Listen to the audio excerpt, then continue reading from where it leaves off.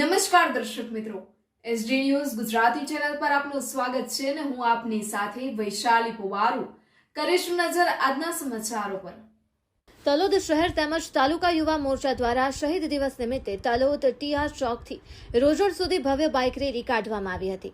સાબરકાંઠાના તલોદ શહેર તેમજ તલોદ ગ્રામ્ય વિસ્તારમાં યુવા મોરચાના યુવાનો દ્વારા શહીદ દિવસ નિમિત્તે ભવ્ય બાઇક રેલીનું આયોજન કરવામાં આવ્યું હતું।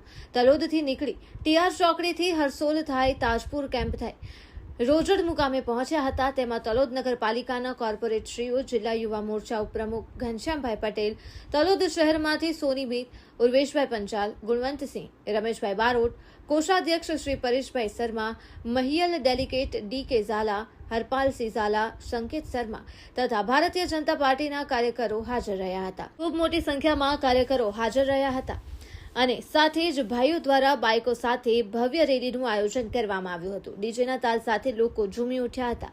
Press reporter Paresh Sharma, Talod, Sabarkantha, SD news Gujarati.